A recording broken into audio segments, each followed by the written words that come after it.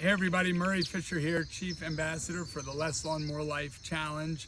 I'm standing here with one of my heroes, Scott Loarie, Executive Director of iNaturalist, which is the online platform for learning about nature and identifying nature that I've been using for the last 5 years and which I'm a huge fan of.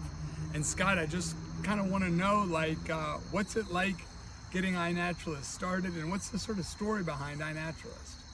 So we've been working on iNaturalist for about 15 years now, but it's been a slow going from something where I was like, if we can just get 50 people to use this thing, that will be success.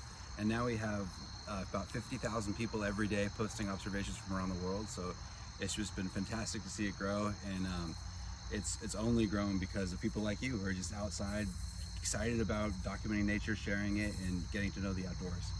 What do you think about, so our Less Lawn More Life Challenge is something that we've developed, as you know, to try and get people not only observing nature, but actually taking positive actions for biodiversity on the land that they manage.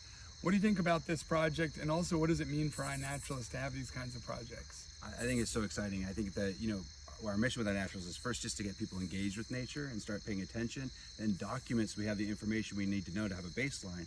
But then that next step is what you're talking about. Can we get people to actually improve the habitat and then see a measurable increase? And I'm just so interested in it because I think it's the hardest thing to get people to do, to get them to actually to improve a landscape and improve its value for nature. But it's the most important because it really connects the dots from just knowing about nature to opening your eyes to actually improving it. And that's what we need to reach our conservation goals. Well, we're standing in lawn right here with only a couple species. And if you look behind us, this was lawn 4 years ago. Hundreds of species. We've documented them. You can look on the iNaturalist page and see all of them. Plants and trees and insects and tons of birds. And so what we want everyone who's part of this Less Lawn More Life Challenge is we want you to go out. It's week 8. Go out and observe all that you've been doing the last 8 weeks. This is your chance to upload those to iNaturalist. Set up your account if you haven't already. Email Scott if you're having any trouble with it. And please load all of your observations so that we can actually quantify how much of a difference this has made, having people take these positive actions for biodiversity in your backyard. It doesn't count unless we measure it. And the way to measure it is upload those observations to iNaturalist.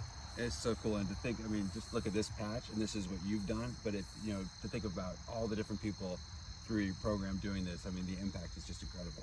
Exactly. So there are 2 million users of iNaturalist about? We have about 4 million per month.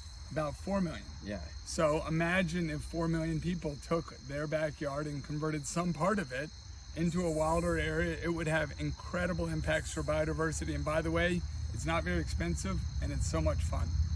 Less lawn, more life.